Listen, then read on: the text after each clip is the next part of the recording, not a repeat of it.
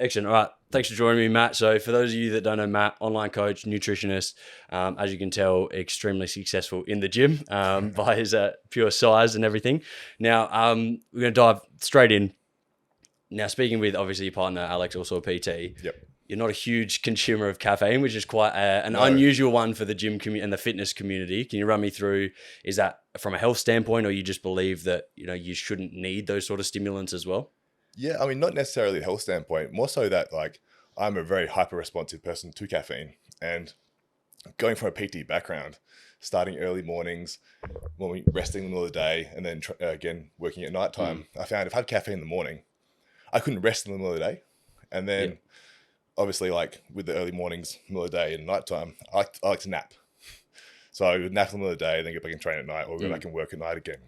So having caffeine, I couldn't rest. I would stay awake. I would just get overworked and overtired, and I just stopped drinking it or stopped having it. Yeah. So then that just began routine. You've adapted that lifestyle of kind of ongoing, Yeah, or have you touched in, like you've kind of played around with caffeine again and then removed it? Yeah, no, I still have it very occasionally. Normally in the morning, not usually before 12. Yeah. But otherwise, it just messes with my sleep too much, and I just value my sleep more than I value the input from the caffeine. Yeah. Did you find when you transition from, I mean, it's a while ago now, PTing sort of thing, that once you broke that cycle of, like, it probably took a little bit in when you're removing the caffeine, because you've stimulated and then you're kind of itching to have it, you're used to those energy levels, it took you a little bit to adapt to that. But after that adaptation and now increase in, your sleeping performance, as per se, you're sleeping better, that you actually find that leveled out a little bit.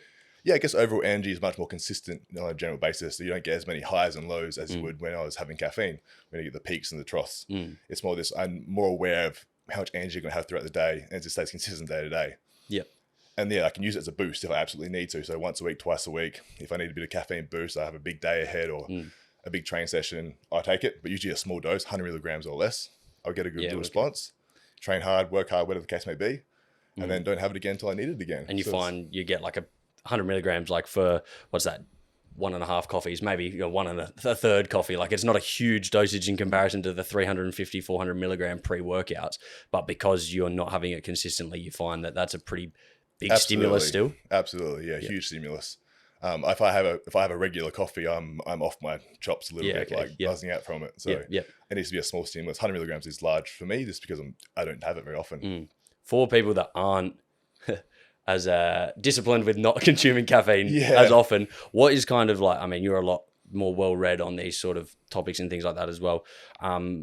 Let's take an athlete, in terms of like peak performance sort of thing. Like, I've heard the terms thrown around in, anything more than 6 to 8 milligrams per kilo of body weight, you're not going to see any increase in performance sort of thing. I mean, that's a lot of caffeine. Not many people would be like, that's, I guess it's not saying that's healthy. That's just saying performance. But what would be like a, wanky word, optimal for like a caffeine intake for an athlete, regardless of prioritizing sleep? Yeah, well, most of the literature seems to lean towards 3 to 6 milligrams per kilogram of body weight of caffeine consumed prior to the event. Although, I mean, in practice, it depends on the individual, right? You don't need to feel the stimulated effects to have the performance benefits from the caffeine itself. So you can have the amount of caffeine and still possibly improve your performance, 3 to 6 milligrams, which is quite high. Or you can go less. But the thing is, it's not something I really overfuss about with my athletes, especially if it's interfering with their lifestyles, because if I was to peak them with caffeine, you could do it by reducing caffeine for a period of time and then reintroducing it for a hyper response. But what does that reduction entail to their life during that period? Do they have headaches? They have bad days? They become less productive? And is it worth the extra increase of performance potentially? So it's one of those things where we can use it, prior to events and stuff, but I don't put too much fuss on it. So is that kind of, so you're mentioning so it doesn't impact lifestyle. Yeah. If you've got, let's take a team sport example. You've got a soccer player, they only play on a Saturday night or, whatever it is. And let's say, obviously, regardless of caffeine or not, sleep is going to be impacted by, they're on a high after that night. Yeah. So you kind of, if possible, the approach would be, let's, maybe don't rely on caffeine throughout the week of training as per se, but understand that you're probably going to want to perform at your top level in the game. So prioritize, that's where your caffeine might come into it a little bit more, Potentially, but it's not impacting your whole week then as much. Yeah, depending on the level of the athlete as well. Like, we're talking to someone who plays soccer, they're not at elite level. I mean, you're probably just not worrying about your plays. Have caffeine, don't have caffeine. Yeah. You know, doesn't matter. But if it's a very high top level athlete, you know, with millions of dollars on the line, then you might start thinking about these things a lot more. You know, where are your values at? Would you value that caffeine intake? Do you value sleep? How's it working with the training program? How's it working with the season? How's it impact your life going forward? So how, like, people are caffeinated, they've trained, like, they're after a competition or something like that, or a game, what should people be trying to do to mitigate some of that? You know, obviously the night of, you're probably not going to be able to do too much. Is it more about just maintaining, get back into standard routine after that? Or are there some other things that people could do to try and get back onto, you know, a subtle, a normal lifestyle? Yeah, you know, post caffeine consumption. Yeah, like the day after a game, then, you know, is there anything you can do to try and, you know, obviously, you know, people say you can't catch up on sleep as per se, but what is it? Purely just a matter of trying to get back into reducing caffeine intake in the afternoons, the following days, and that sort of routine again? Yeah, I guess you just treat the individual, right? So does the individual have any commitments next day or not? If they do, I like to tend to have them having the same sleep wake times every day, right? Consistency is the best way to go about things, because consistency equals predictability. But let's say they have a late game and they don't have commitments next day. Yeah, I mean, you want them to sleep. You know, you want them to recover as much as they can. Then ideally return back to that earlier pattern again as soon as possible. And then may that mean no caffeine? Yeah. Maybe, probably. But when's the next training session? Yeah, it's just a juggling act here in terms of treating the individual, their commitments, and around their lifestyle. And I think there's nothing really you can do to, like, change its effects of caffeine. It's individual response, it's tolerance response, and there's also other things that impact it. Like if you're a smoker or something, you'll clear it quicker. But for the most part, it's very individual in that sense. Why do smokers clear caffeine faster? Is that because honestly, they're smashing nicotine all day? No, it's something to do with the productivity of their liver.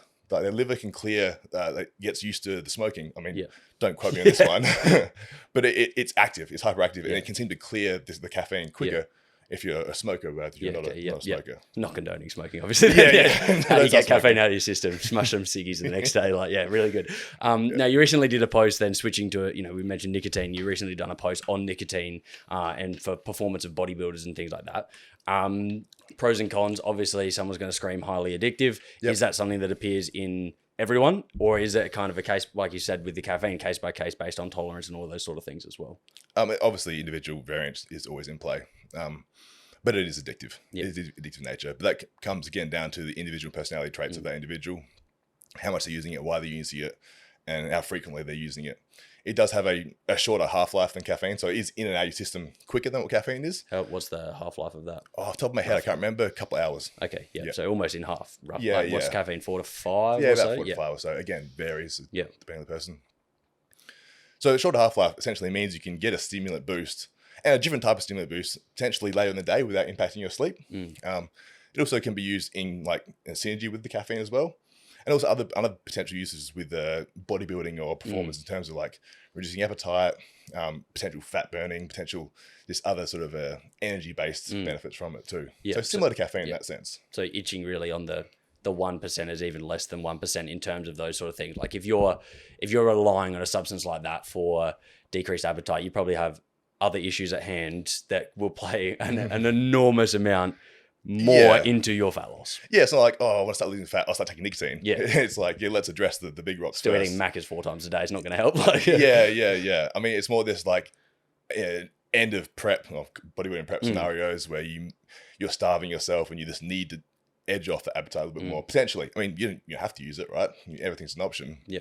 But I think it's just the association between nicotine and cancer and danger and death is more associated with the smoking rather than the nicotine itself. So how someone is absorbing that nicotine is aside from maybe the addictive side of things, that is the more risk involved with that substance. The delivery method, right? So smoking, inhaling the smoke, the delivery method of that with the other substances within smoking is impacting your lungs in a negative way.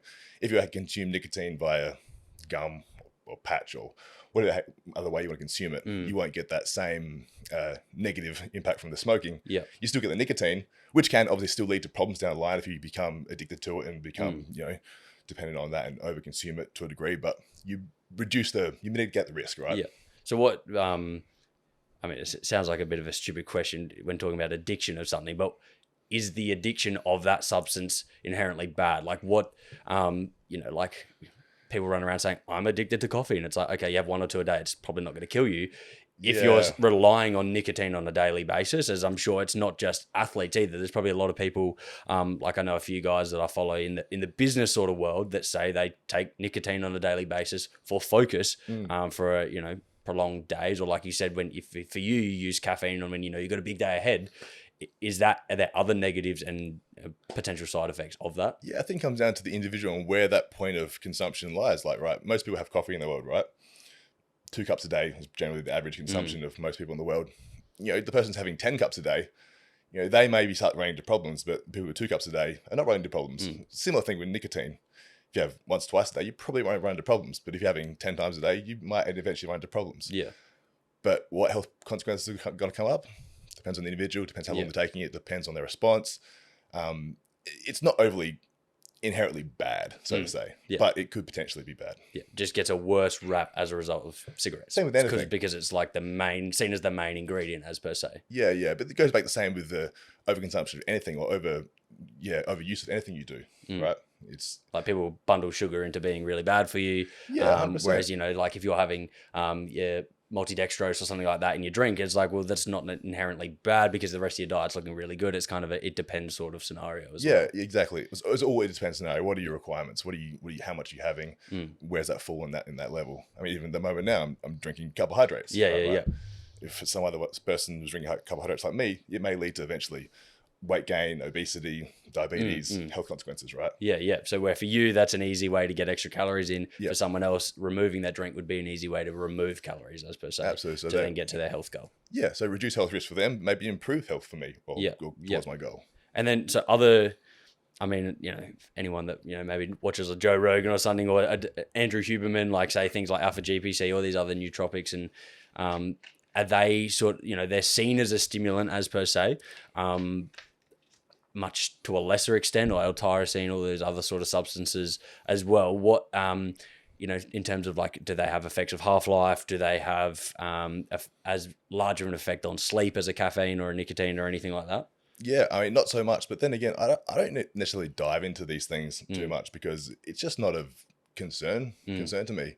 I think if most people spent their time and effort in towards improving their diet, improving their lifestyle, improving their sleep-wake patterns, improving these other big rocks, it wouldn't even be on their mind. Yeah. Like they wouldn't even need to consider these things, right? Yeah. It's because these things, even if they did work, even if they did have a good impact, you're talking about a very, very small percentage compared to the large percentage change you can make by altering your lifestyle in these other ways, right? So people kind of start to look at these vices and these 1%ers. It's like the best diet, the best training plan, all those sort of things in a way to actually not do the proper work in a sense. And the simple but not necessarily easy tasks on a day-to-day basis. Well, that comes back to people want quick fixes. They want something to fix them now. They don't want to do anything, right? They just want to do an ice bath and to be better, or get a massage and be healed, right? Do it once and then bang, that's it, sort of they're thing. They're done, right? When they don't want to address their entire lifestyle and what work they're doing and actually figure out how to optimize that for them. Yeah. You also recently talked about, why people should not compete in bodybuilding. So someone that, for other people watching, they're probably going to assume, oh, he's a bodybuilder. You've never even actually competed in bodybuilding, have you? Or I have not. I mean, I've entered an attendee bodybuilding competition over in the US. It's a bit of fun. Yeah. But as in a state show or a national show or anything, no, I have not. No. No. So why do you, not necessarily advise to everyone that they don't do bodybuilding, but I remember when I first, started training with yourself when I was probably maybe 18 or 19 at the time sort of thing, that was kind of one of my young, dumb and stupid sort of goals, I guess. Like, it's kind of like, that's what I'm going to do. Because you're looking at Gymshark athletes, you're seeing like, all these guys on social media. Why do you advise people actually at least, double check themselves, take some time to think over a decision like that? Oh yeah, I was advised to think about it before you do anything, right? I think when it comes to bodybuilding, it's more just like people just seem to assume that they do bodybuilding and they look good and they get all these rewards and no sort of negatives or downfalls. When it comes to competitive bodybuilding, it's an extremely unhealthy venture. It's severe prolonged dieting. It's excessively low body fats. It's malnourishment. It's not a healthy place to be in. It's high drug use, especially in the IFBB competition. So all of a sudden you're putting yourself in this position where if you want to be a competitive bodybuilder, for one, likely, unless you look competitive before you even start bodybuilding, you're probably not going to be a competitive bodybuilder because genetics are such a huge aspect of the sport, with any sport too. And then two, you've got to go through all these serious, very serious, delirious ways to get there, right? And so once you finish this bodybuilding prep, you're going to be, exhausted, tired, hormones are screwed, or taking a lot of drugs. To not really get anything out of it, when the alternative would be, let's just train and get in shape. Let's just train to look good and get stronger and not compete, right?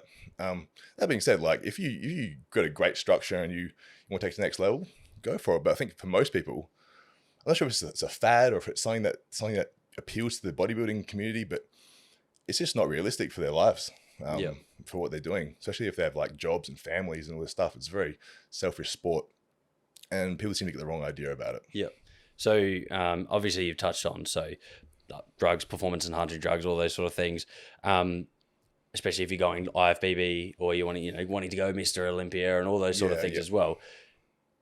One, do you think there is actually anyone that's not on performance enhancing drugs on an IFBB level? Like, would you have to be an absolute outlier, like one in the whole world sort of thing to make that possible? Yeah. So IFBB, if you're IFBB bodybuilder, classic physique, men's physique, I don't reckon there's anyone who's not on PEDs.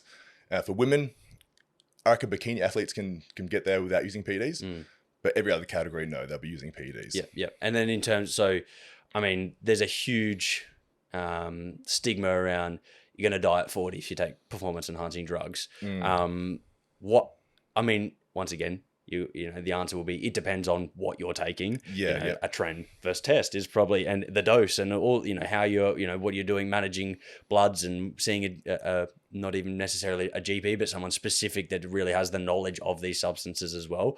What are, the risks? Are there increased risks? A 20-year-old versus a 30-year-old, all those sort of things. I guess it comes down to the dose and the duration. Duration being probably the more important thing for health concerns. You can take a lot of PEDs, a lot of steroids, and at once, and you'll be fine. But for years, eventually those health consequences the risk will become higher as it become larger, as you put your body under more stress. When you start taking these PEDs, you become a higher functioning system. You're like a Superman, right? The whole body is working harder all the time. And these stresses add up. Yeah. And unless you manage that stress by taking less drugs or not taking drugs, it gets to a point where the body can't handle it anymore, for lack of a better term. And you reach health consequences. What they are, how you handle it, individually dependent. Some people can, be healthy at 70s, 80s and take drugs most of their life. Some people may get a heart attack at 40, right? Yeah. So it's very different there. Would that be based on some other things that maybe already are occurring in their system before they even took the performance enhancing drug, like genetics, hereditary sort of things, as well as, maybe their diet alongside what they're taking also? Yeah, I mean, that would definitely play a role for sure. And just how hard they're pushing it for how long, right? The unfortunate thing with bodybuilding is, like I said, I mentioned genetics. The most successful bodybuilders in the world, they look like freaky bodybuilders before they start taking the PEDs. And they start taking a bit of PEDs. They don't need that much to become one of the best in the world. Yeah. But it's the people who don't look like bodybuilders before they start taking PEDs, and they want to be the best in the world, and they have to take more for longer to get there. Yeah. And they push their body so much further than what the other guys do, and they put yourself at a much higher risk. And so, in terms of everything is performing at a higher level. I've heard that things even like your heart grow and all these sort of things. Does it actually? It's not just limited to the biceps and the pecs and all that sort of stuff. Your whole body, organs and things like that also start to have an impact, not just on potentially, like people saying, the risk of on your heart from taking performance enhancing drugs? Is that as a result of expansion and those sort of things occurring? Well, when you're taking performance enhancing drugs, your biggest, well, when you're doing anything with your body, the biggest concerns are your heart and your brain. You know, everything else comes sort of second to that, because if those things start working, you die. If your liver and kidneys start working, you can sort of work around it. You can do it to an extent, right? Yeah. You got time, but if you have a heart attack or something in your brain, you're gone. So obviously they're important, and they're important to monitor as well. And yes, the heart does grow.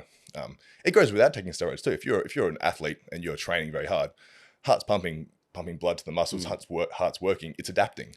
And whenever you put a stimulus to a muscle, it would adapt and it would change. And normally, so you can perform better. There's only so much that adapting can do before it starts bringing potential consequences. So if your heart walls start getting thicker and thicker, less blood, there's less room for the blood to pump out of the heart, and your heart eventually works harder. And the longer your heart is working harder for, the less, I guess, long it can live. Yeah. Right. It's got a time frame on it. It's as almost well, got so a ticking time bomb. frame. But combine that with excessive body weights and other sort of drug use, and it can lead to high blood pressure. It can lead to these other issues, which can lead to complications and health issues. Yeah, and regardless of like performance enhancing drugs, as someone gets bigger, whether that's muscle or fat in that case as well, obviously I'm assuming from a standpoint of you build muscle, things like tendons, ligaments, joints, and that's going to probably help to support them as well. But to some extent, is there a diminishing return on when the body goes, we are simply just too big for what I was meant to be? When you look at the issues with pro bodybuilders, with very large and muscular people, they're exactly the same issues that people with obesity have. They suffer with high blood pressure, they suffer with high blood glucose, they have the same symptoms, so to say. So the body is going through the same struggles due to the excessive weight they hold. And it's that weight which is putting the stress on their body. Yes, the muscles are, I guess, healthier. You're only because you're likely going to be fitter and in better condition and probably take care of your body better. But the same health consequences still apply. Yeah. Is that someone's going to run out there and be like, told you so, being fat and having muscle is just as bad for you sort of thing? Like, is that is there to like you get to a certain extent? Like, it's obviously like if you're, 6 foot, 120 kilos for all of muscle versus 6 foot, 100 kilos, do we actually even know if there is such thing as like a noticeable weight at a healthy body fat percentage that these negatives start to occur? We don't know. No, right. Yeah. Again, individually dependent. But the thing is, good luck trying to get so big naturally that it becomes an issue. Like, you just can't simply build enough muscle naturally that you got too much muscle that's causing health issues. But if you take drugs to get that big, yes, you can get that big, and they're causing issues. But that's because your whole system is different. You've changed from the inside out. But as the natural person, it's never going to become an issue because you simply your body won't let you become that big. Right? So then in terms of like to optimize what the natural body can achieve, should people, everyone says train to failure. Dorian Yates will tell you 2 sets only. Obviously he's juiced to the max as well. Like so is there a bit of it's not going to work for the natural person as a natural everyday sort of person? What, should we be pushing to failure just on the last set, pushing within 2 reps of failure on every set? What is, an ideal scenario? Obviously understanding that, fatigue management and things like that come into play. Depends on what the rest of your life looks like. But if the rest of your life was kind of good. Yeah, so if we put all the variables aside, right? We put the fatigue management, the lifestyle, the work, the family, the stress, the food, everything else aside, right? Which is the main problem with everyone, right? And it comes back to the training, and there's so many ways you can go about it.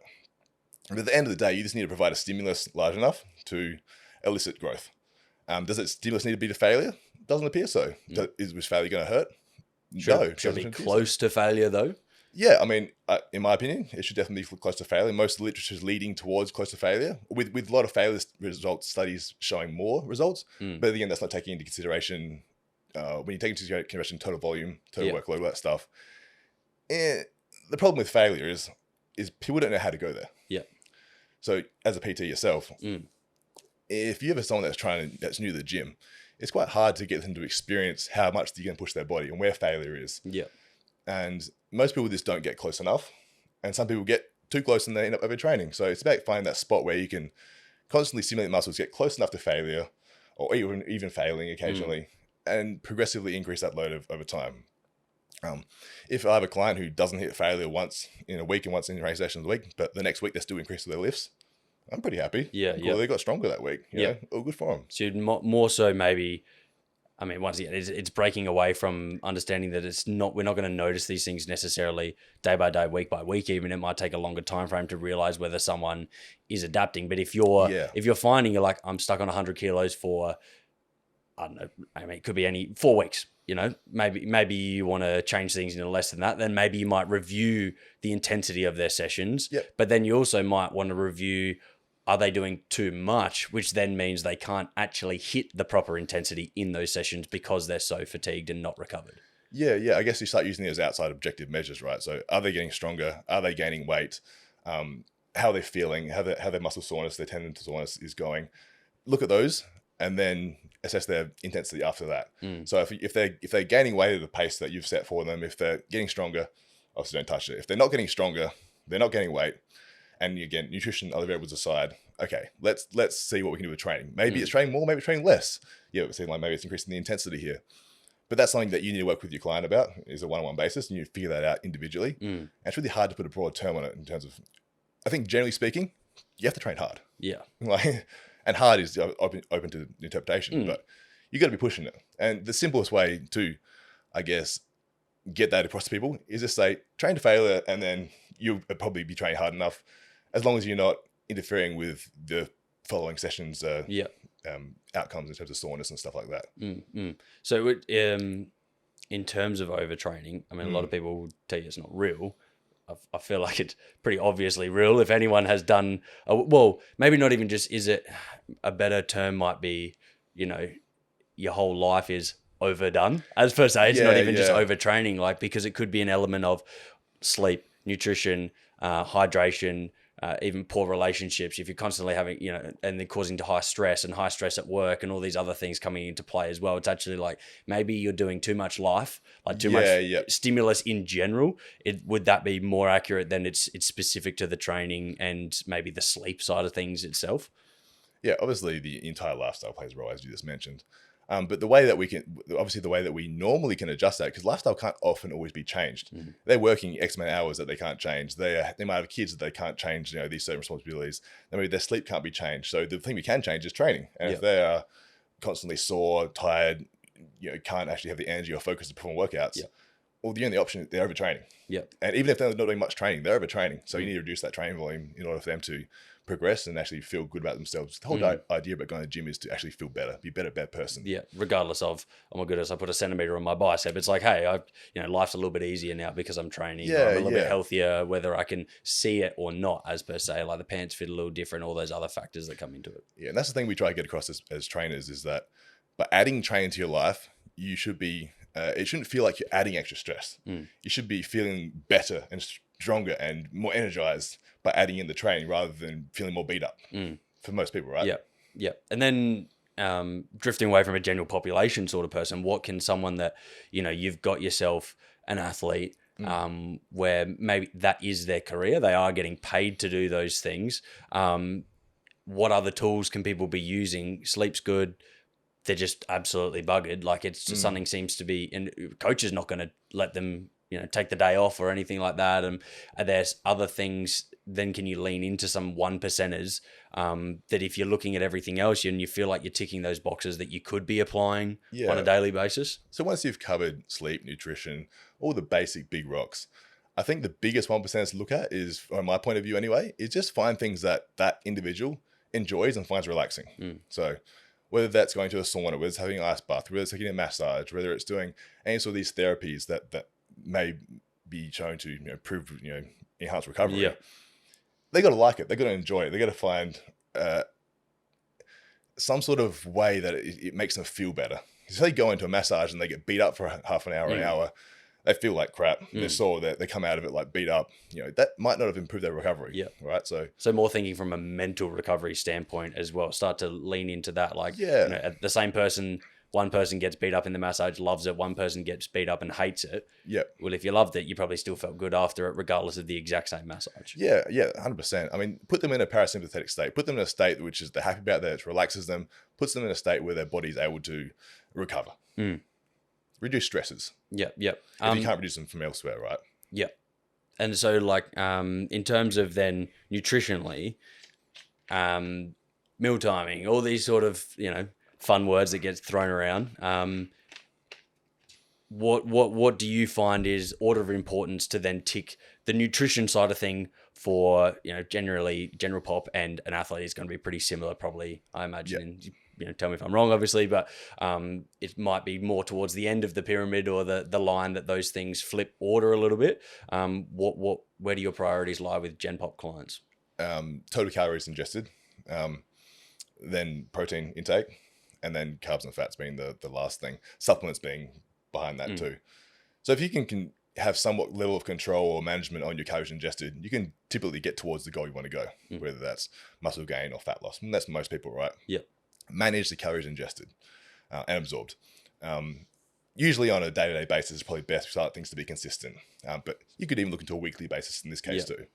And if you can manage the calories ingested with nothing else worried about, you probably get towards the goal. So second important is protein. Making sure they've got enough protein to, one, satiate them, so make sure but two, also make sure they're recovering and performing well in the gym. Yeah. And then the carbs and fats probably being the least important out of the bunch, and supplements, probably bunch them all together. They make up the calories, the carbs and fats, obviously, so they can be, for the most part, allocated as you wish. Yeah. I'm more biased towards having a high carbohydrate diet for greater energy output, and just because it normally tastes better for most people. And it's only more achievable. Yeah. But some people like eating more fats, and I'm fine with that if they want to do that. Yeah. From a science point of view, is there a way to drift in terms of for more optimal performance in training, like endurance, increased fat, or higher intensity, lower duration, increased carbs? Is there any benefit to doing that? In practical outcomes, probably not. I mean, as long as you cover the individual's needs in terms of they're getting enough of those carbohydrates or enough of those fats, in terms of the exact ratios, I wouldn't say it would have a huge difference, especially for the short intensity stuff. Long intensity stuff is more about being fueled for over that period of time, whether it's being constant fueling, so you're having energy sachets and carbohydrate sachets over the bout of exercise. But for the most part, it's just managing their needs through what way suits best in that situation. Yeah. The good thing about carbohydrates is they're easy. They're easy to digest, easy to absorb, and you can increase them quite quickly and easy when needed. Yeah. Fats, on the other hand, less so. Yeah, you're not going to smash an avocado on a marathon, but a sachet of carbs is pretty easy to put down, I guess, as well. So for someone that is like a 100-meter sprinter, you're not going to run around and be like making sure they have more carbs than fat necessarily. The day before a race, they're kind of like, you know what? If you're hitting your calories even then at that level, and maybe having some sugar before the race, should be cool. Yeah, even at the highest level, right? So making sure they're getting enough total energy intake to support their recovery. Yeah. But outside of that, you see a lot of these high-level athletes, they're pretty normal. What they eat before training, I ate a bowl of oats. What do you eat before your game? I had a burger.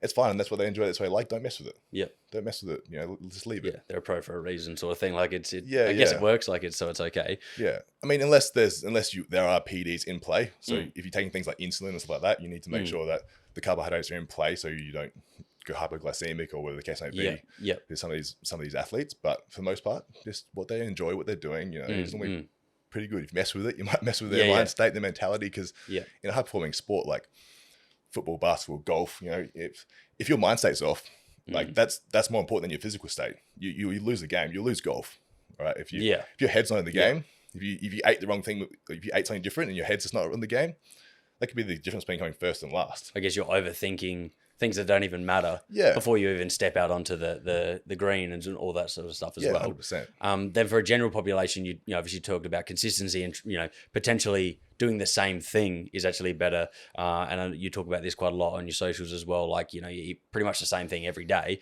Once again, I'm on board with that. Love it. Like it's like, oh, how exciting is your day? It's like, I changed the flavor of my yogurt today. And it's like, yeah, I did well.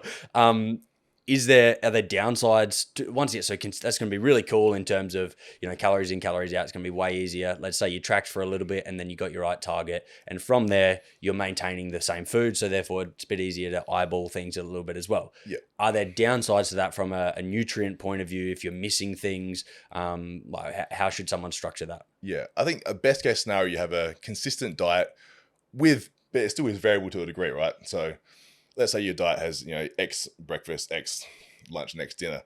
But within those meals, there's variables, right? So you can change the vegetable sources in those meals. You can change the fruits you have over the day. But you're unlikely going to run into nutritional issues eating like prepared, nutrient-dense foods that hit your goals than if you were just to go out and not do anything. Just go out and have a burger and go out and just do random stuff. Like, you're more likely to run into nutrition issues in the less prepared way than in the consistent prepared way. Yeah. And what so then what do you find commonly works for other clients outside of saying eating the same meals per day? What are some other, things that people use, tools, I guess, and strategies that people could use to maintain that consistency as well? Because it's not also just about, like they said, if you're on the go, even if you've got food at home, you might drive past something and, that's an option there as well. But just in general, what are some things that might help people? I think a big message to get across to people is it's okay not to eat. Like, you don't have to eat as soon as you get hungry.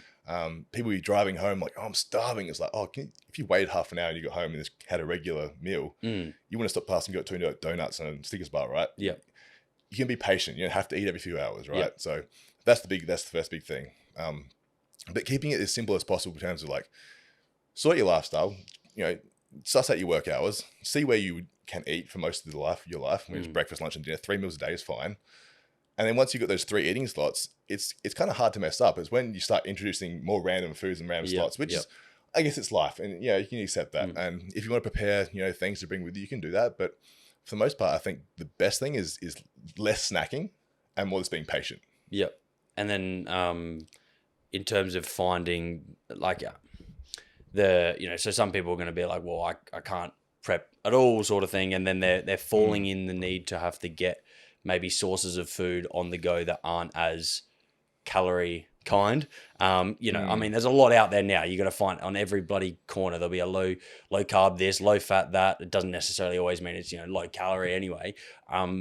If someone's kind of in a buckward sort of situation, what are people looking for? Should they try and, find meals that maybe aren't hot, like carb source and fat source? It's a little bit more protein and one or the other. Are there some strategies there? I think that's a basic principle for any sort of meal you have, is to go towards protein first. Look at a meal. Is it giving me a protein source? Whatever time you're eating, whatever you're eating, does it have protein in it? Is that the major source of the meal? And that's the way you would edge towards. But in terms of carbs and fats and other sources, it depends on how serious the athlete is and how often this is occurring. Or individual, I should say, not athlete. Yeah. If it's a very serious person, it may mean that they're out and they stop past the Coles and go buy a banana and a yogurt and, whatever they want, right?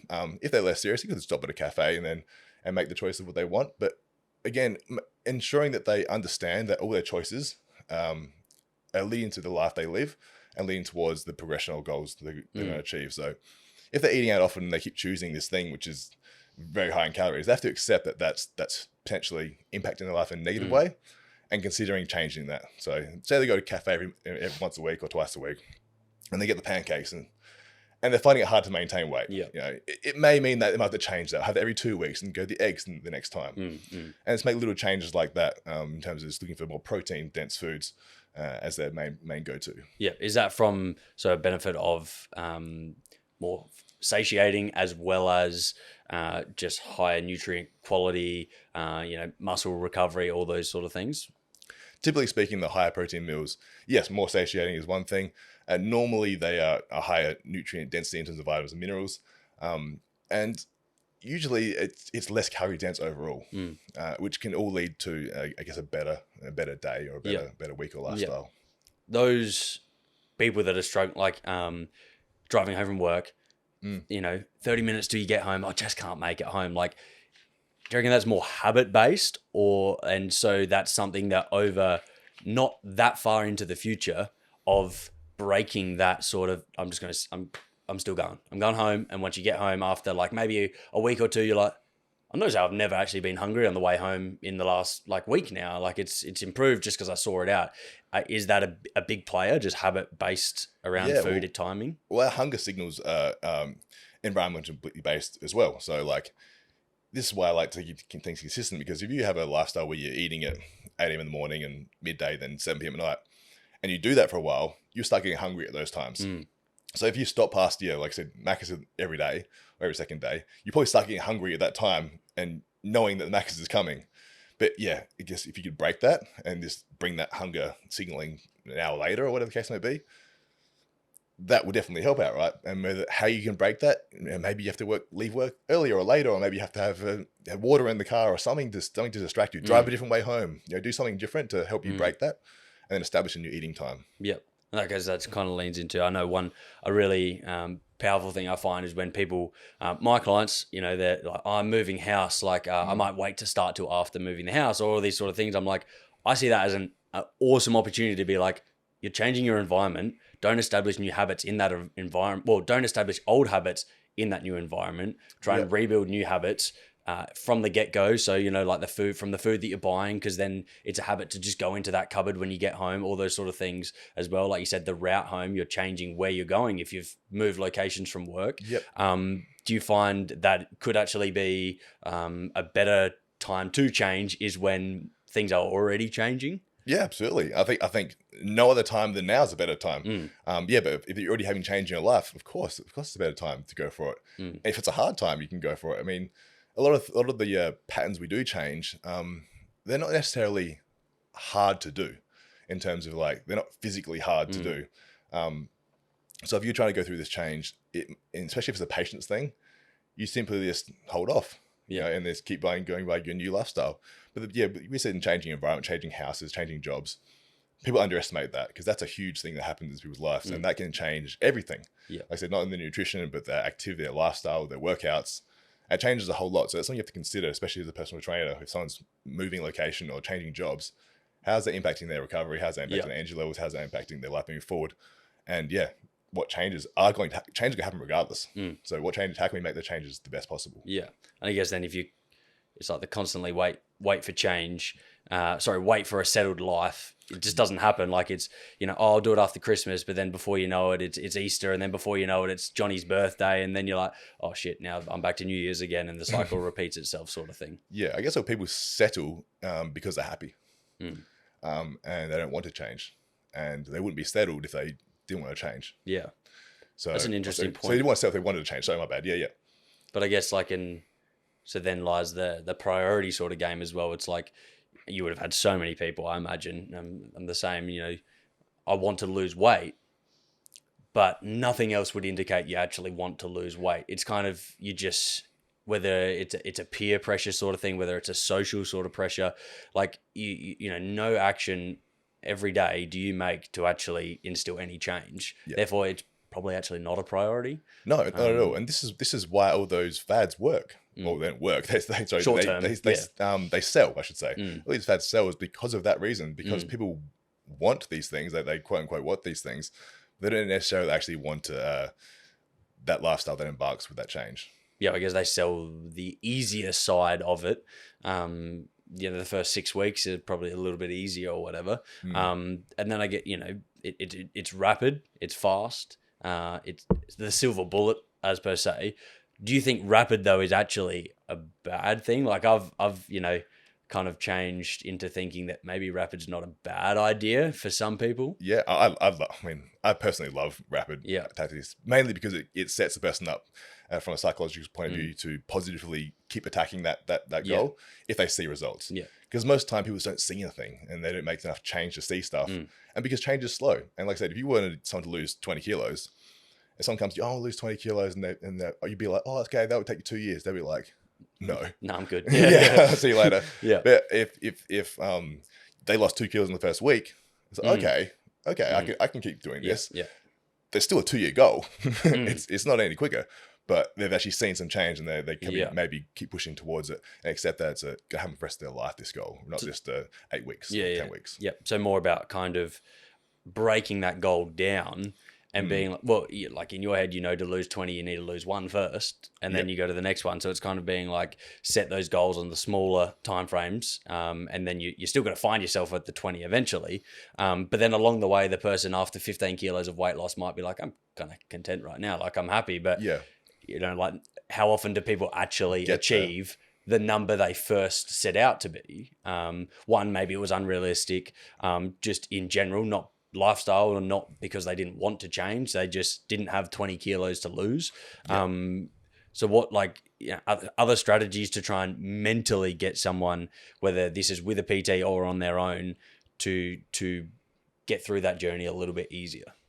Yeah, I guess one is having in trust with someone. So actually telling people you're going to embark on a goal, hire a coach, actually put your foot in the door and start actually heading towards it. And to accept that it's going to be a challenge, and you're going to embrace these difficulties that are going to occur, because like starting anything new, like a new job, someone could be starting school, whatever the case may be, it's not comfortable. Like, it's not a comfortable thing to do. But once you do it, you start learning, you start getting better, you start improving your skill. Same thing goes with diet. You actually go put your foot in the door first, embrace that discomfort, keep pushing through, start getting those little wins, and eventually the results come. I think the expectations is the big thing, though, because the expectations in this world, in this current time, aren't normally realistic. Normally people expect too much muscle gain or too much fat loss. In the case of fat loss, I do personally like to, how can we change this person's lifestyle initially to lose the most possible fat in the least possible time, but while still allowing them to live the lifestyle they live. So I want to actually remove fat as quick as possible, but depending on that client, it can either be quite a lot or quite a little, depending on how much I can push them to get towards that goal. Because I want them to see results. You want them to see results so they can stay motivated to keep pushing towards the goal. But muscle gain, on the other hand, you can't really get to gain much quicker than a certain rate. It's sort of like it's almost capped to a degree unless you really want to get fat. So it's almost like the opposite. So fat, you want to lose as much as possible as lifestyle can sustain. Muscle is sort of like, you want to gain as most muscle as possible, but the least amount of body fat, which is usually the slowest route possible, rather than the fastest route possible. What's realistic in terms of natural muscle mass gain for different periods of time? Yeah, I mean, let's say, look at a lifetime. A lifetime, you may be looking at 15, 20 kilos. Like lifetime gains, depending on the size of the individual. Like someone who's taller, maybe a higher size, someone who's shorter. Age of when they start, all those sort of things. Yeah, of course. Someone's still a teenager, they can obviously gain a lot more than that. But I guess first year is obviously the most responsive year, and the rate of gain that first year might be close to 10 kilos of muscle or of weight. 8, 10 kilos, 7, 10 kilos, if they do really, really well. And then the next year, drop that in half. And that's a good year. You're looking at 4 kilos, 5 kilos max. Next year, probably drop that in half again. So by the third year, where it gets you're doing a whole year of training to gain 2-3 kilos of muscle at most. And then it sort of keeps getting, I guess, harder from there. So the amount that you possibly gain is somewhat limited. You can keep making progress and keep getting better on certain things and improving your sports and improving other skills and stuff. But total max muscle gain potential is somewhat limited to that sort of 5 years.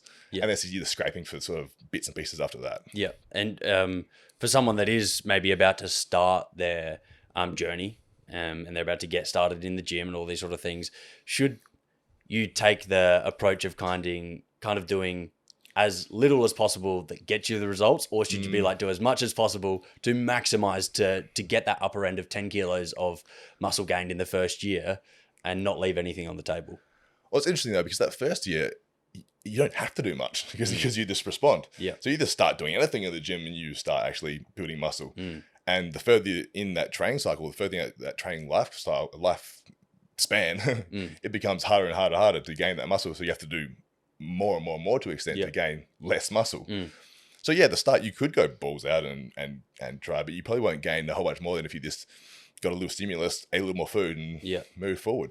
So then someone that has been doing it for an extended period of time and they're seeing diminishing returns, is that when, obviously in and around overtraining, all those sort of things as well, should you be, what are the kind of the key things to look for? Is it increased volume, increased intensity, variety of exercises, more of them? What should people be doing? I think I get a lot of people that come to me after like maybe 3 years of training experience or so, or they could have been training for 10 years. They sort of stopped it, like they sort of capped out early on.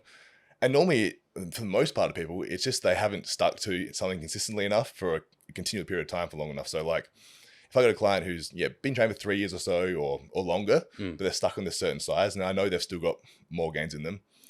Usually once you dial in nutrition and you actually get the training on a consistent program and then that actually monitor that and progress it, it's almost like they get another sort of boost. It's like they're back into a second year again. They sort of gain another few kilos, but then they sort of tap out and ease out from there. So usually it's just, like I said, it's easier at the start of you gaining, but the more you gain, the more longer you be training for, the more you have to be on point with your nutrition, the more you have to be on point with your training consistency, the more you have to be on point with your fatigue management and progressive schemes in terms of how you're going to build up muscle and volume. Yep. So it's almost at first you can kind of really prioritize training. Yeah. And you have to be good at the others, but you don't have to be great. As time goes on, you have to maintain high quality training and really turn up the quality of nutrition, hydration, sleep, all those other sort of factors. Whereas at the start, you could kind of get away with them being suboptimal, as per se. Yeah. Yeah. I mean, let's paint a very broad picture here. Let's say a person has 20 kilos of potential muscle mass gains and natural. That first 10, you could probably just get away with just training and eating, relatively doing it.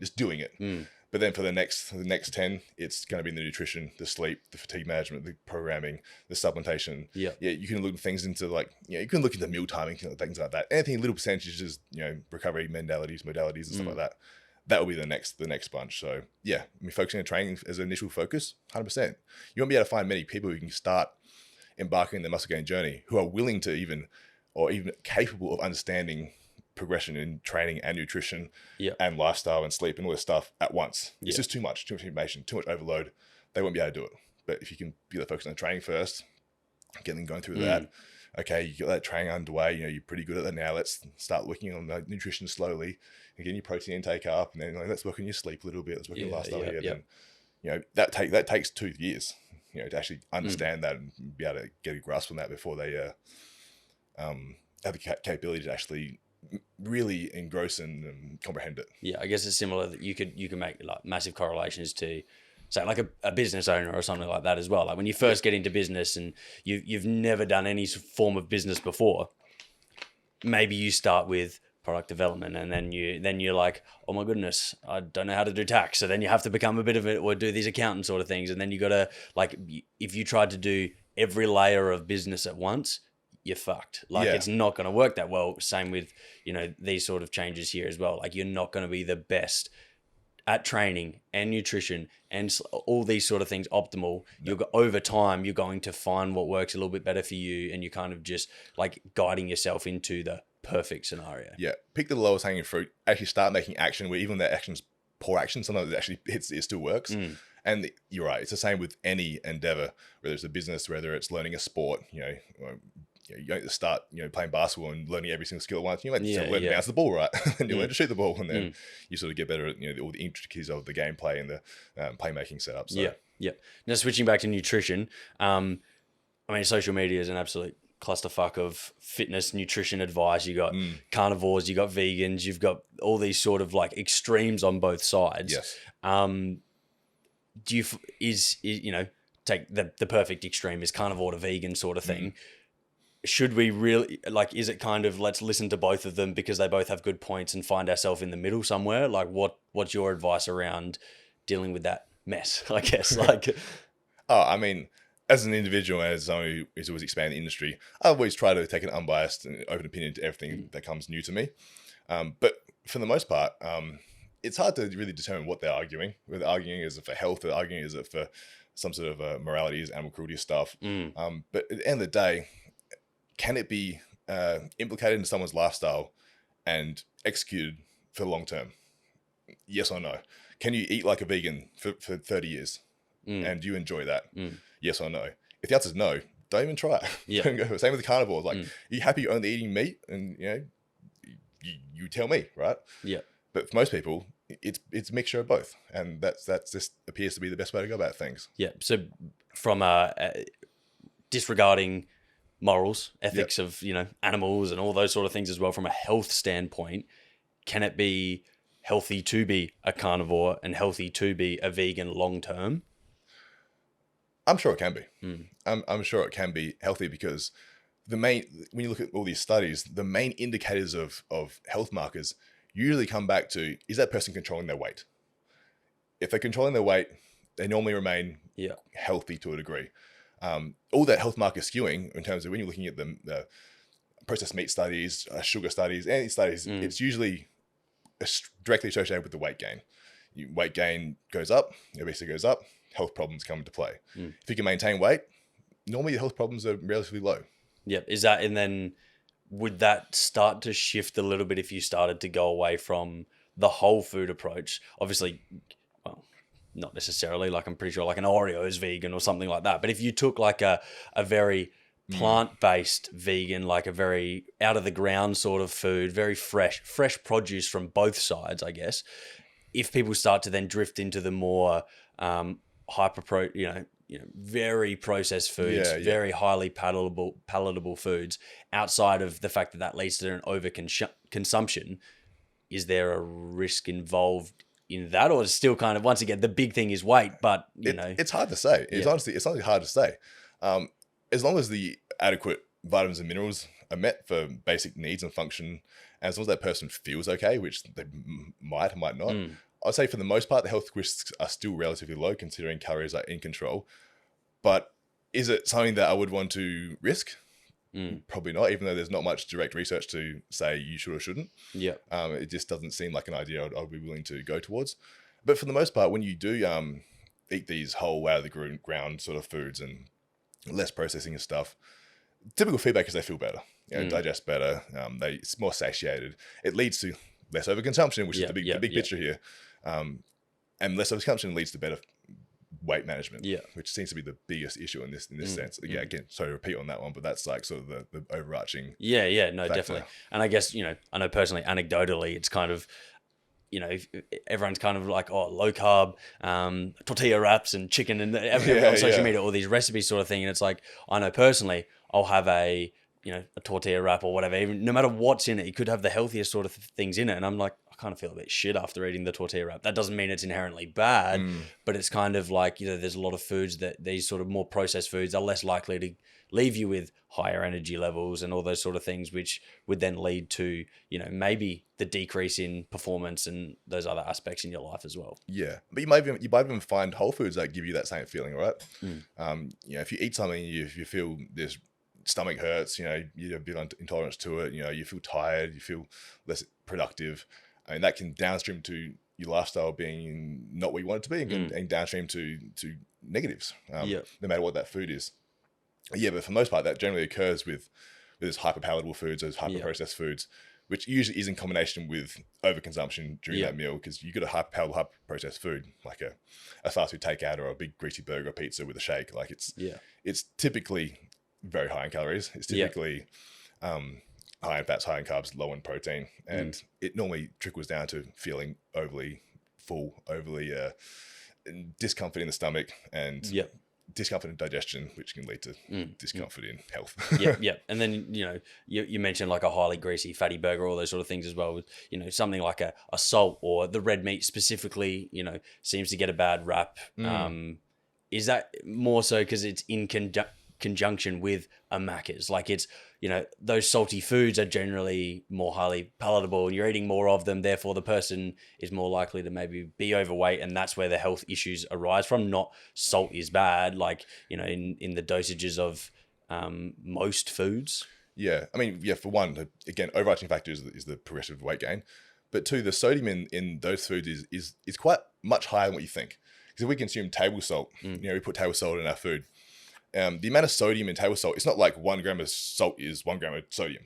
Like, it's like 40% is sodium, or whatever the number may be. It's like half or whatever the case may be.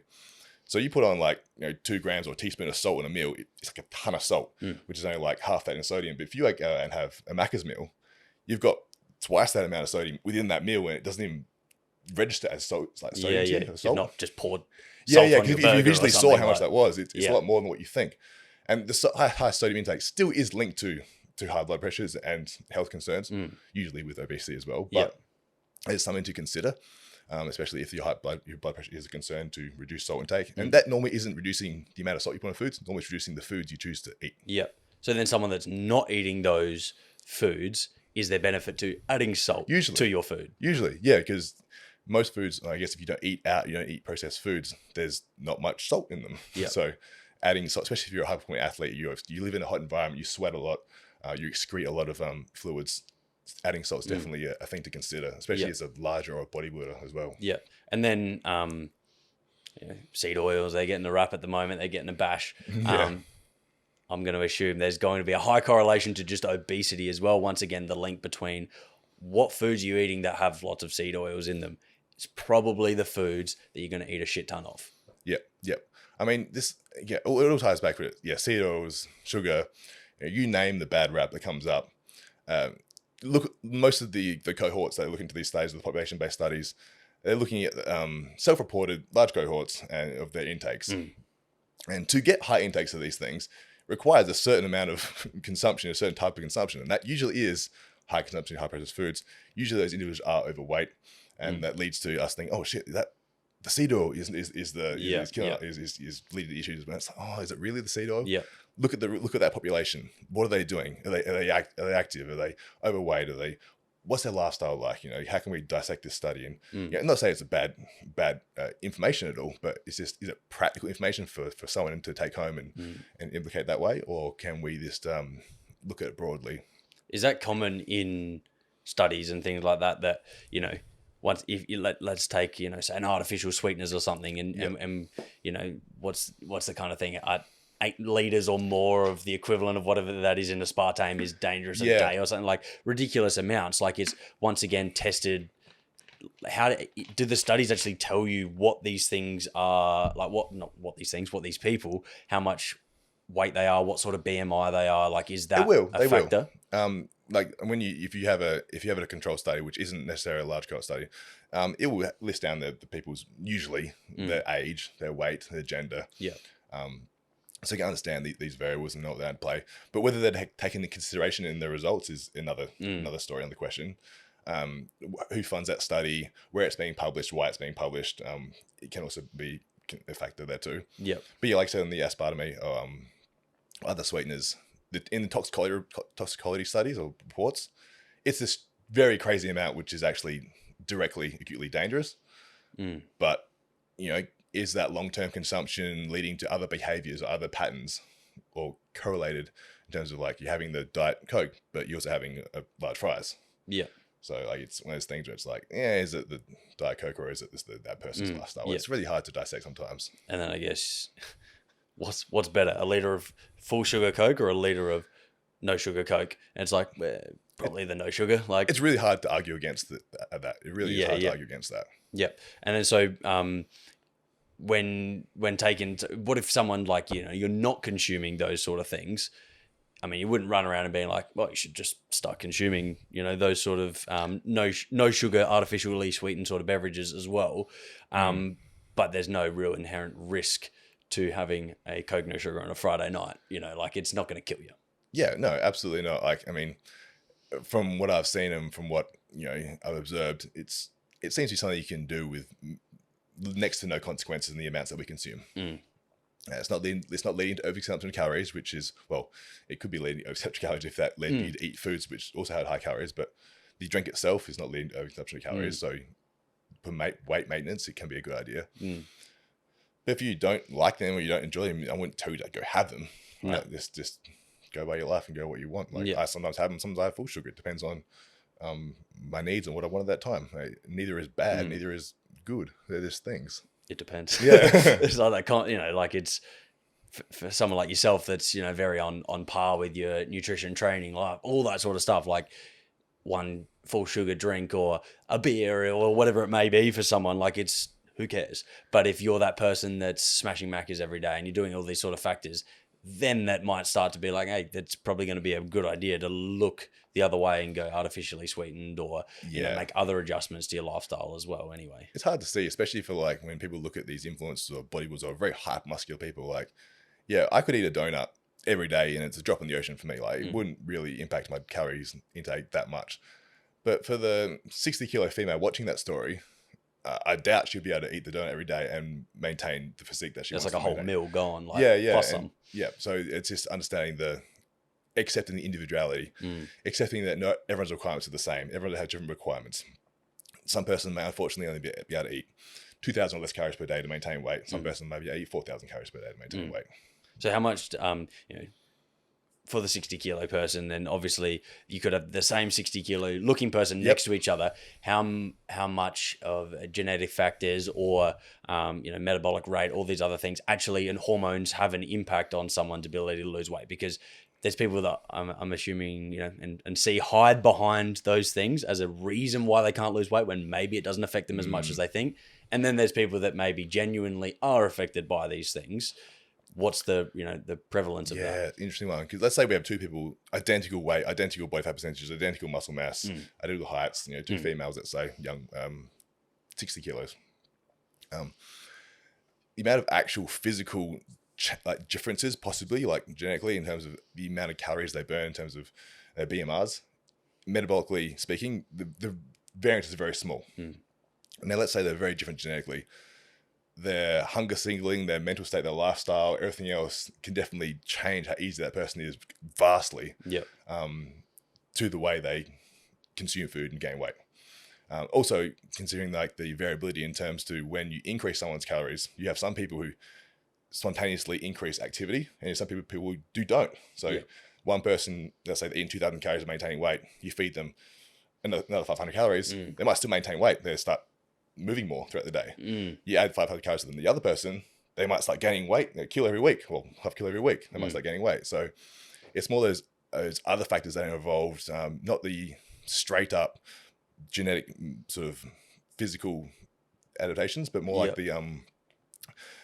the lifestyle based, response based, other variations which come into play here. So when someone's throwing around the term like I'm insulin resistant, my thyroid doesn't work properly and all those sort of things, are they more linked to when someone is obese in the first place, and therefore the losing of the weight will actually bring back the insulin sensitivity and all those sort of factors as well? A lot of the times, 100%. Yeah.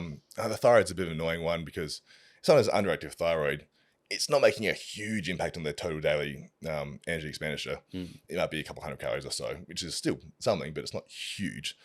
But we do have medication to treat that temporarily or long term, which again cancels it out, and that person's again no excuse anymore. The same with most, insulin resistance. Exercise, you make these changes, and all these health markers improve. You feel better. You drop weight, your health markers improve straight away. I mean, is it going to be hard for some person opposed to the other person? Yes, but normally the person that finds it easy doesn't have to lose weight. And normally the person that finds it hard, which is most people, they have to lose the weight. So everyone that can't lose weight are normally in the same sort of boat. They all got the same sort of bucket of excuses they normally pull from. Because the people that don't find it hard to lose weight, they don't care. And it's just it doesn't affect them. It doesn't affect them, right? So normally it's someone else is pulling some sort of excuse, and normally it comes back to their consistency in their lifestyle, their snacking, their mental state. There's always something. There's something there. It's not that they can't eat much. It's not that they can't lose weight. It's never that they can't lose weight. It's that if you were to consistently feed them, in their small calorie deficit, which isn't never going to be too variant from one another, they will lose the weight.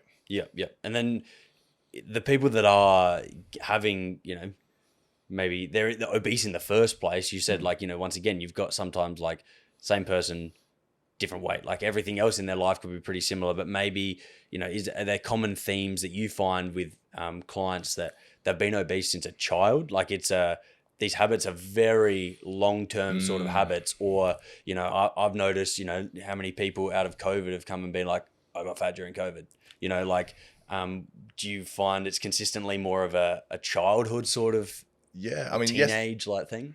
Yes and no, but for the most part, when I've got an obese client, you look at their lifestyle and it's pretty clear why they're obese. Whether they're telling the truth of that straight up or not, it all comes back to a few major things. And it's a lot of the time it's one, they don't cook their own food. That's sort of a big one with obese clients. Or they drink alcohol. Those are the two big ones. They don't cook their food or they drink alcohol.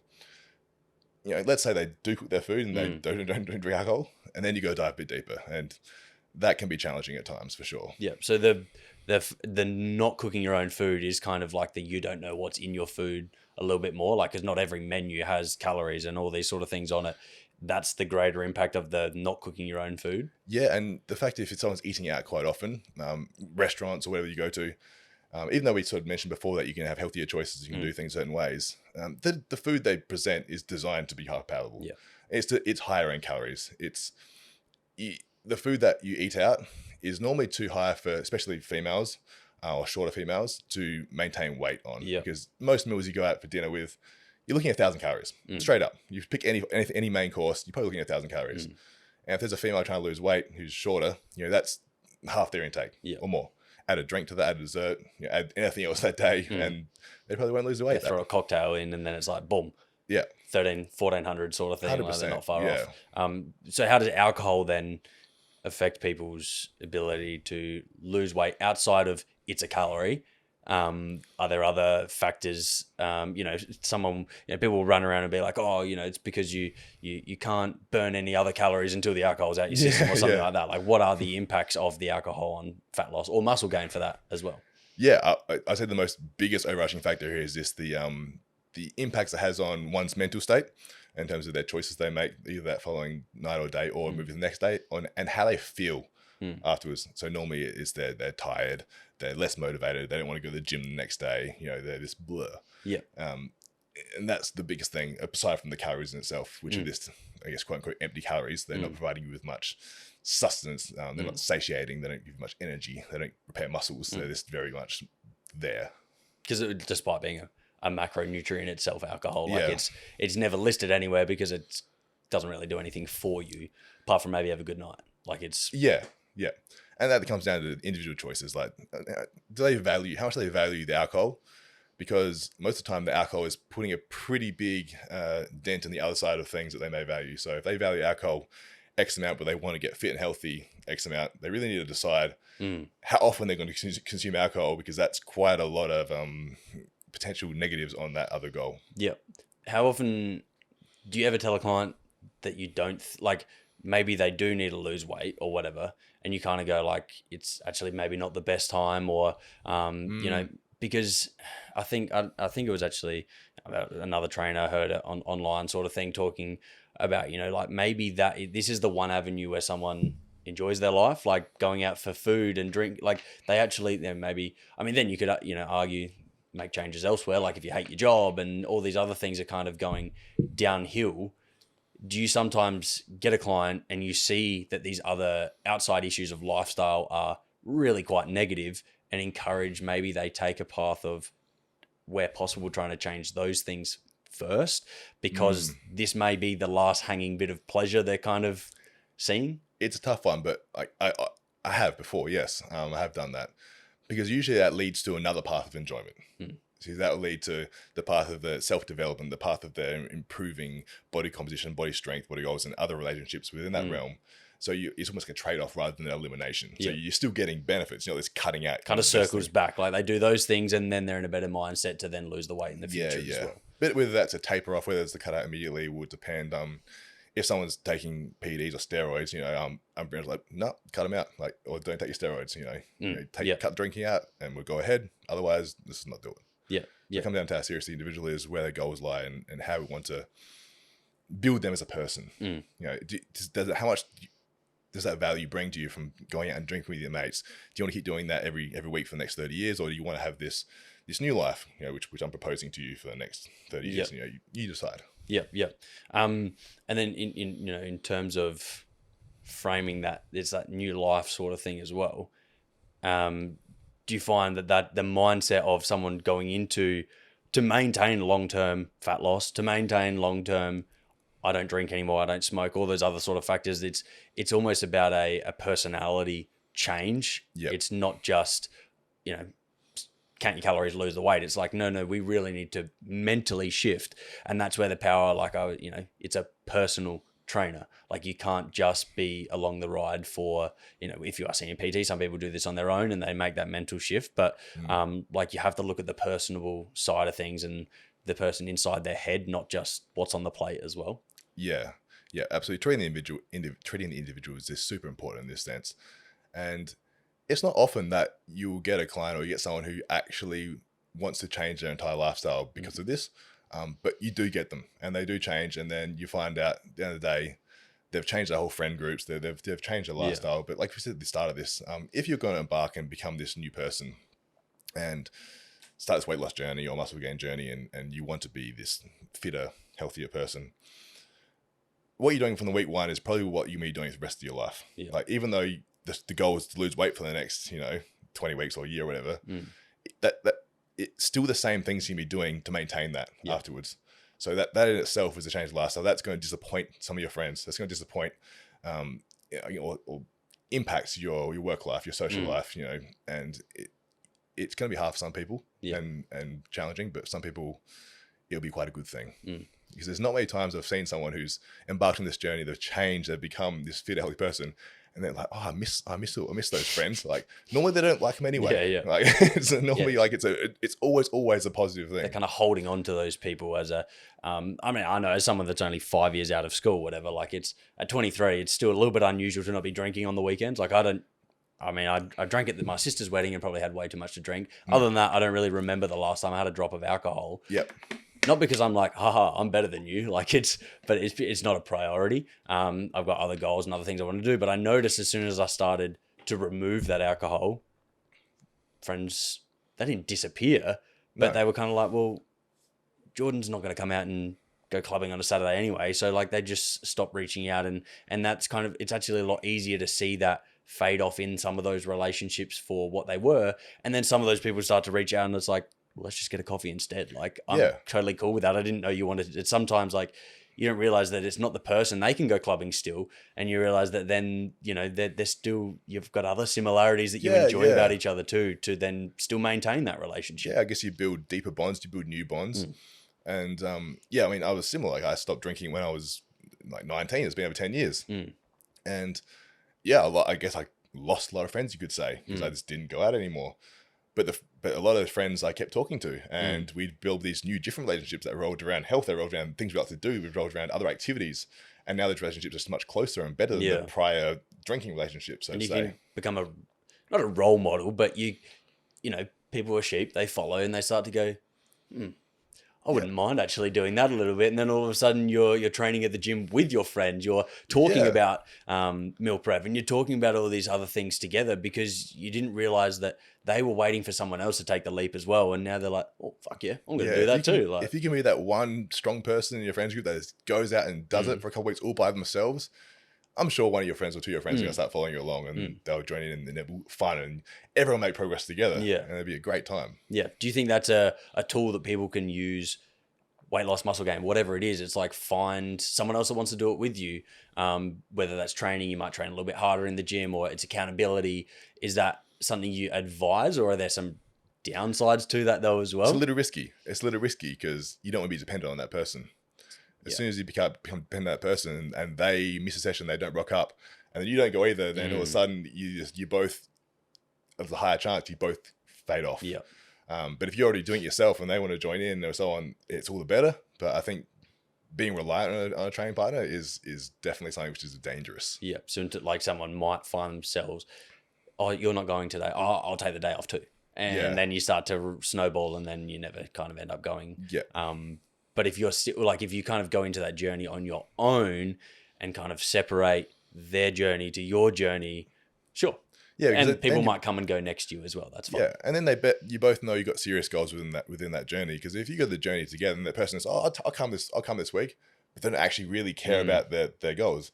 That session might end up turning to just be chatting for an hour. Yeah, and then not productive, and then all your sessions start turning like that, and then again you're both this sort of downfall, or the not serious ones is downfall the serious one, and then you're back at square one. Do you find your sessions are better with people, on your own? They're probably better on my own, mainly because I don't judge a session based off how hard I train. Yeah, I judge a session based on what I have to do. Yeah, and like I said, I'm not always going to fail. I don't need to push hard every session, for what I want to achieve at the moment. And if I'm training with a friend or a client or whoever it may be, if we're going to have a fun session, we're competitive men. We've got this in us which we want to push harder. It's called testosterone. Right. Ego. So when egos clash in the gym, I train too hard. Yeah. And then I'm sore for the next week, and then my training sort of goes downhill. So for me, like, I guess a quote unquote better stimulus session, but not better for my overall goals. So I guess I sort of trade off the fun session with a person as a collaborative, awesome time. for trading off for I'm going to start for the rest of the week because of this. Yeah. And now, we're touching on your own training. And, obviously you're pushing, you've deadlifted 300 kilos more, Yep. or around 300 kilos. And then, you were, was it last year going for attempting the, or the year before, attempting wanting to go for the Australian bench press record, which is like 240 kilos. And you've benched 220 before. Yep. And then obviously struck down with a pec tear. Correct. Mentally, there's no easy way of saying that sucks. Like it's hard, and it's, but was your worth kind of caught up in wanting the 240, or you were kind of like, maybe that's not the avenue for me. Can I go again now? Like, where did you sit after that? I think it was a bit of an awakening, because like, I've been training for a long time, and before I had that goal, I was just a bit stuck on what I wanted to do. I sort of, build the size up. I was, it wasn't massive at the time. I was around 120 kilos or so. It's pretty massive. And I'm like, ooh. I thought, I'll test my bench press, and I hadn't been trained for bench press, and I tested the bench press and bench 220. I'm like, oh, okay. I think that's not bad, because I didn't know anyone else who bench press that much, that close to me. So I checked some federations and checked sort of what the records are at for my weight class. I'm like, okay, well, I'm pretty close to benching the most in Australia right now without even trying. So I thought, it was always like a spontaneous, I want to achieve this. And I probably rushed into it to try, change my technique to a more powerlifting based technique. So I just benched like a hypertrophy based technique, long range of motion, flat feet on the flat floor. feet, long range. Sit down. I switched to widen my grip, increase my arch, started training. I thought, I'm going to instantly get stronger. I didn't. I actually got weaker with that technique because I hadn't done it before. You tried to maintain the weight still with a different technique well. Yeah, to a degree. I mean, I tried to fast track myself back up to the weights I was.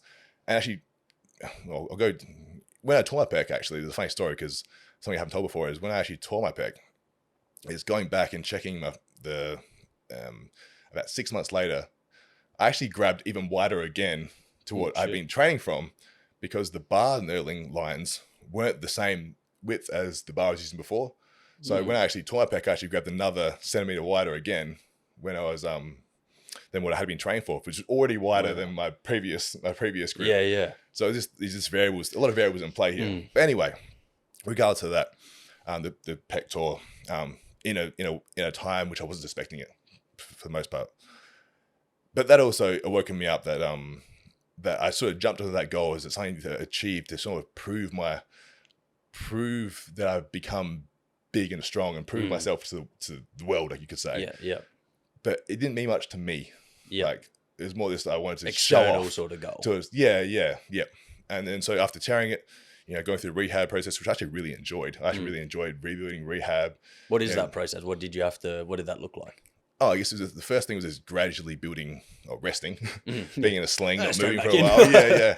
Gradually getting my range back up again, gradually putting some, working the muscles around the pec, gradually building the pec again. But it exposed me to swimming. It exposed me to more cardio-based activities. It exposed me to open my eyes to other goals, which weren't getting massive bench press, because I figured that goal I don't want to do anymore. That goal's out the window. So you're not going back to that.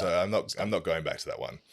I don't think I could even could if I wanted to, physically or mentally. Yeah. And so after that, I thought I'd try to get massive. I thought I must do bodybuilding a shot. Yep. And so I built a lot of muscle. I peaked out at 144 kilos in the morning, and then I sort of got there. I'm like, I'm kind of done here. I don't think this is enough.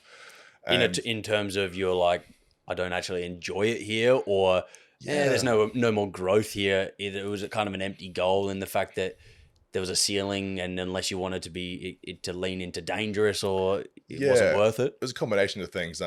Because since before I tore my pec, I started monitoring my heart, as most PT users or steroids should, right? And it had obviously grown. The walls had thickened a little bit, and they continued to get thicker as I checked each year. And when I was at 144, they were at a point where that's, if it was to keep pushing or holding that weight or push even further, because if I want to be a bodybuilder, I've had to be 150 plus, at my height to actually be competitive bodybuilder. 6'4", 6'4", yeah. By the time I died down, I'd be 130 or 130 something on stage. So otherwise I look small compared to the shorter guys who don't need to hold as much weight. Yeah. So with the walls being that level of thickness, the heart being that size, even though it functions quite well, and the cardiologist had some mixed opinions at times, I figured like I'm still not big enough to be competitive with that goal, but I'm way bigger than I ever thought I could be or wanted to be. So I'm like, okay, that's me done. I'm not prepared to take any more risk for the cardiovascular side of things, and I feel pretty accomplished with how the size I got to. So back down again, and now it's sort of been like, let's embark on some fitness stuff. Let's start running. Let's start bringing the swimming up. How do the knees and ankles enjoy that? They're not. No, but they actually are getting better and better and better. Yeah. So the knees are pretty great now. The ankles, the shins and calves are holding up. Yeah. And this gradually exposing you to more load over time, which is interesting. Since I haven't played sports in many, many years, you forget. Like running is puts a lot of load. It's a lot of through impact, the joints. isn't it? Yeah, especially at still a high body weight. So I just want to become, I guess, find a new skill-based goal, which involves more fitness next up, rather than just being big and muscular. So whether that goes down the path of eventually doing some sort of jiu-jitsu or doing some sort of other sport, I just want to get this base up of fitness first, and then I'll go in that next avenue. Yeah. Do you recommend that potentially for other people, just in a general sort of term of things, that maybe not to be just, you start your fitness journey, you take what you can. If that's the gym on its own, it's the gym on its own, because you're not going to be like, no, you should actually run also. Maybe ride your bike. And then they're like, what the fuck is going on? Like, this is too much. Like, but do you recommend that, once that's a bit more established, that people do start to look at least find a cardio venture that is sustainable, a little bit enjoyable, whether that's, social sport, because you don't really realize you're doing cardio, or whether that's swimming for yourself or running, bike riding, whatever it is, in terms of whether that's health, but also like mental health and physical health. Yeah, it's interesting. Like I'm all for activity. Name the activity, go for it. But if you're a bodybuilder trying to put on as most size as possible, and you also want to play footy, I'm like, they're pretty conflicting. Like you're probably not going to be able to do both these things, or name the sport, So it comes down to your goal. But for the general population, I wouldn't be shy of doing other sports if you enjoy them, or activity or cardio. They're probably not going to hurt your weightlifting goals so much, as long as you can, again, go back to the talk before, manage fatigue. If you can manage the fatigue and not push one too high, of course you can have it all. You have all to a degree. You can be fit and strong, especially in the natural world when there's not so much extremes you can go to. In the enhanced world, when you get to extreme body weights, then you sort of be like, okay, maybe you can't play this sport and be this size. But for everyone else, play your basketball and lift weights. But the more serious you get into one of the avenues, the other one has to take a hit. So you keep pushing weights, being bigger, basketball has to come down. You want to get better and better basketball, weights have to come down. There's like diminishing return on the weight training. If basketball is the priority, obviously a basketball player should be in the weight room doing something, but they're probably not trying to bench 240 kilos. And even this from a general fatigue management point of view, like, let's say this individual has the recovery ability to do 4 sessions a week, 4 total weight sessions per week, and they want to start playing basketball. It's probably unlikely they're going to do 4 sessions plus the basketball. It might be 3 sessions plus basketball. So they're still doing 4 sessions a week, but one's basketball and 3 are weight. And then, so for you, mentally, you downsize. Well, you go up, and then you downsize, and you start to address these other avenues from a business standpoint. I guess, like, it's what the fitness world is like. It's what you look like and what you're capable of doing. How did you navigate that from a business standpoint? You're still obviously going to be, you're going to stand out compared to the average Joe. Like, you sit here next to me, you stand out massively still. So it's going to be something that it doesn't disappear. Yeah. Was that a mental sort of, how is that going to affect me business wise? Because like aesthetically, I'm going to change, but also my videos of what I'm lifting is going to change. Like, how do you navigate that? A big concern originally. So my first time I PEC was a big concern, but that actually opened a whole new revenue of me learning, understanding rehab, taking on clients who have been through injuries, and this is supporting them in those sort of roles. But the downsizing happening now is still a concern to me to a degree, because even though I'm, the one thing I have going for me is because I am taller, I do have a presence. I'll come down in size further and further, and that may impact the clients I attract. But like in any business, like you understand too, like as long as you can continue to grow and develop in certain ways. It doesn't have to be your physical development. It can be your other mental-based skill sets, other sort of practical applications, how you run the business itself, what you expose on the Instagram can change, and can you get different clients, more clients. That's it, yeah. So you could attract the people that are interested in a hybrid sort of training 100%. Model more so and whatnot. Yeah. It's not like I've stopped doing everything, right? There's still avenues I'm interested in. I've still been doing this for 17 years. So it's going to take a while for me to, if I did stop, it would take a while for me to actually get back to a normal person size. And for two, it just opens more doors rather than closes them. Is it a common thing, like, the bodybuilding world? It's a highly more enhanced world than most others, where these guys then they come to later in life, and maybe whether it's for a health reason or whether they're just simply not competing anymore and they lose massive amounts of muscle. Mentally, how does someone deal with that? Like that can't be easy. Like you look at a Ronnie Coleman who in a wheelchair or something. Like obviously that's not because of the PEDs. That was an injury that occurred. But do you have things in play that you're trying to stay ahead of those sort of challenges as well? Yeah, I guess it's finding interest in other things is the main thing. But I guess a lot of people struggle. Like it's mentally very challenging to be large then come down. And people look at you differently. It's all external stuff, right?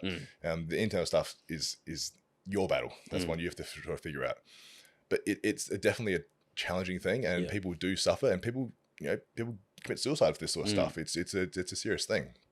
So as long as I can keep myself mentally engaged and interested in other things which I can perform in and progress in and move forward in, I should be fine. I should be fine in that sense. Do you find mental health, steroid, a lot of people maybe not even just at the younger age start to take these things because of insecurity and ego competition with their neighbor in the gym sort of thing. Like it's the race to be the best, but it's quick and mentally I'm very insecure, so that solves my problem. It's probably the majority of them, right? Yeah, I would say so. Yeah.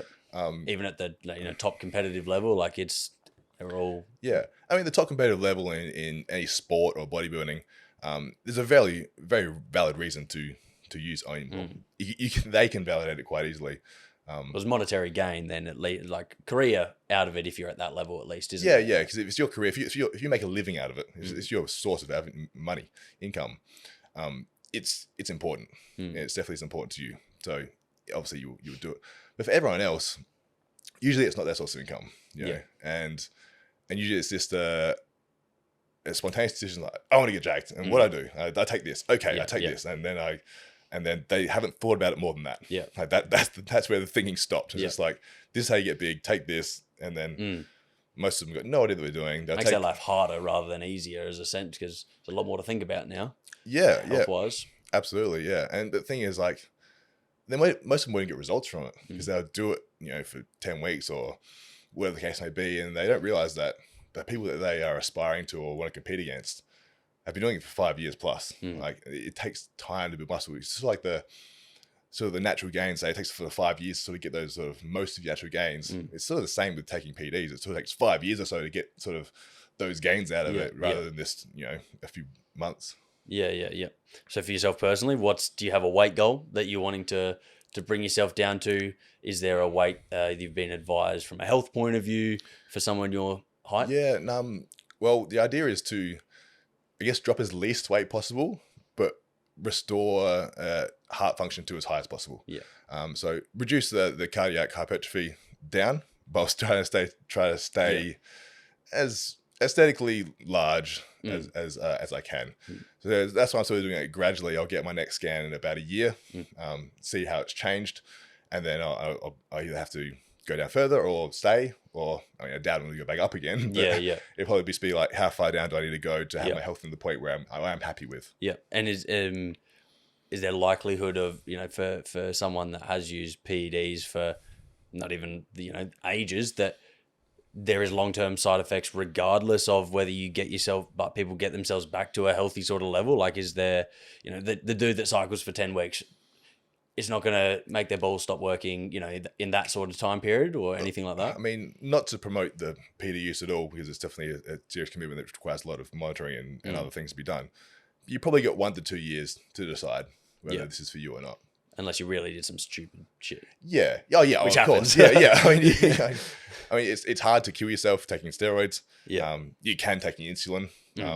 But if you're in a good state of health and you're an active, young individual, you've probably got 1 or 2 years to decide whether that's for you. And after that, you're probably going to be committed to it for a long, long time. Or you stop and then that's you done. Yeah. We'll wind things up to just one more sort of question in terms of, I've always found an interest in, let's take an American sport. I'm not sure the NBA, NFL, Major League Baseball, even for that matter, follow WADA. They more do like USADA. I think like they kind of twist the rule a little bit there. How in your eyes and your knowledge base, obviously much greater than most in this sort of world, how are these guys, roll their ankle or injure themselves and 2 days or a day later they're back? I roll my ankle, I'm gone for a week and a half. What are they? I mean, obviously they've got the world's best therapists and all those sort of things aside, but is it likely that maybe there are some other substances that are being used in those circumstances? Any professional sport with a very, very high incomes or lots of money on the line, there'll be PED use in play. Yeah. Not to the extent, not like bodybuilders. There's No. very, very different PED use.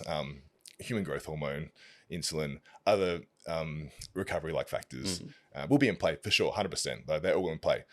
But they also aren't actually like, yes, these drugs work. They're not magic. No. But they are helping these athletes for sure. Combine that with the facilities they have available, the people they have available to help them out. Definitely. You can see extreme recovery, with this. Yeah. Excellent. All right, we might wrap things up. It's leave you on this Friday evening. Thanks a lot for coming on, Matt. Yeah. We'll leave Matt's information in the description. So if you want some online coaching or any advice in general, or to follow just his socials as well, you can check them out as well. All right. Thank you. Cheers, Jordan. Thank you.